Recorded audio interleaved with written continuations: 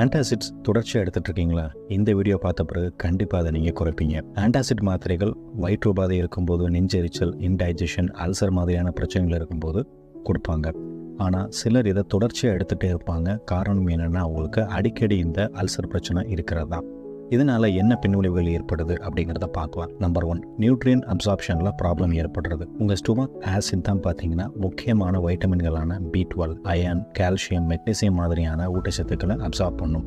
So long term உங்களுடைய ஆசிட்டை suppress பண்ணும்போது உங்கள் வயிற்றுப்பகுதினாலேயோ இல்லை குடல்னாலேயோ இந்த வைட்டமின்ஸை அப்சார்ப் பண்ண முடியாது. சைடு எஃபெக்ட்ஸ் அப்படின்னு பார்த்தீங்கன்னா, தொடர்ச்சியாக எடுக்கும்போது கான்ஸ்டிபேஷன், மலச்சிக்கல், டயரியா, ப்ளோட்டிங், கிட்னி ப்ராப்ளம் கூட ஏற்படுறதுக்கு வாய்ப்பு இருக்குது. மூணாவதாக ஆசிட் ரீபவுண்ட் எஃபெக்ட்னு சொல்லுவாங்க. இந்த மருந்துகள் எடுக்கும்போது ஆசிட் சப்ரஸ் ஆகும்.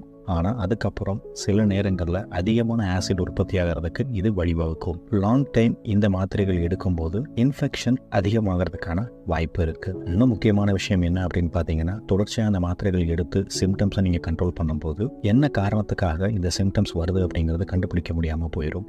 சில நேரங்களில் அது சீரியஸ் கண்டிஷனை கூட ஹைட் பண்ணிடும், அதாவது மறைச்சிடும். இந்த மாத்திரைகள் எப்போவாது எடுத்துக்கோங்க, தொடர்ச்சியாக எடுக்காதீங்க. தொடர்ச்சியாக எடுக்கும்போது இதனால் சைடு எஃபெக்ட்ஸ் அதிகமாக இருக்கும். தேங்க்யூ.